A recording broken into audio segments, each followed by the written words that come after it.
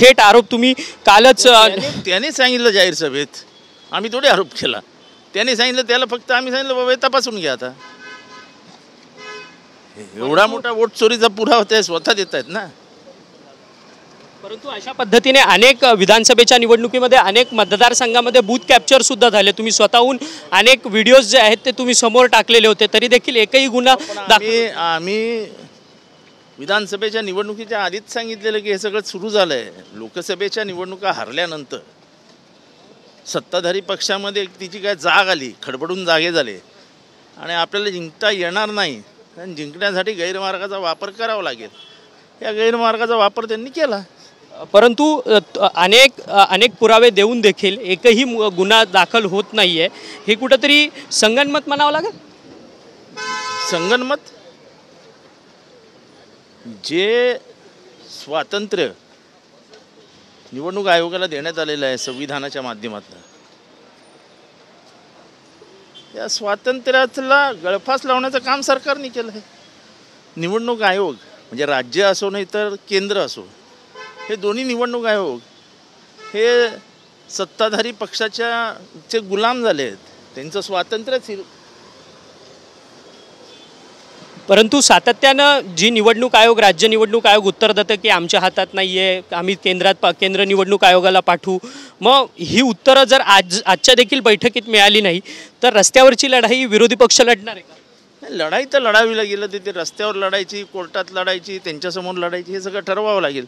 पण निवडणूक लढायला तर आम्ही उतरलेलो आहोतच. परंतु कोर्टातली लढाई यापूर्वी देखील तुम्ही लढताय. अनेक पराभूत उमेदवारांनी पिटिशन्स टाकलेत, सगळं टाकलेलं आहे. अद्याप देखील ते पिटिशन येऊस तर 5 वर्ष निघून जातात.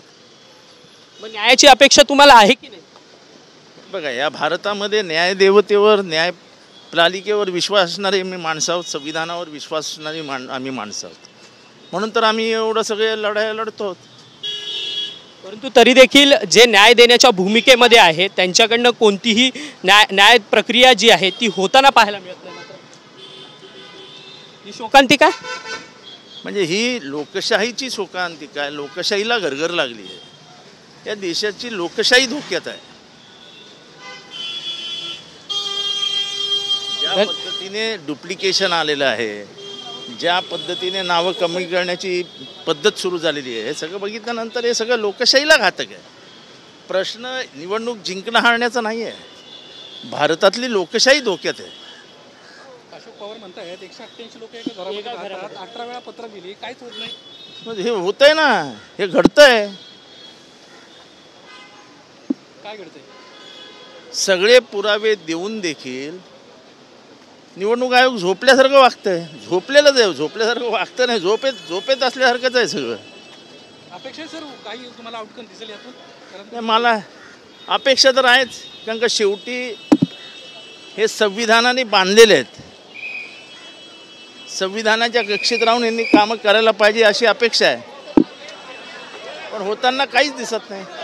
धन्यवाद. आपण पाहतोय सध्या राज्याचे जेवढे विरोधी पक्षातले प्रमुख नेते मंडळी आहेत ते मात्र आता राज्याच्या निवडणूक आयुक्ताकडे या ठिकाणी जाताना आपल्याला पाहायला मिळत आहेत. राज ठाकरे असतील, उद्धव ठाकरे असतील, जयंत पाटील असतील, जितेंद्र आव्हाड असतील, हे सर्वच नेते मंडळी या ठिकाणी पोहोचलेले असल्याचं आपल्याला पाहायला मिळतंय.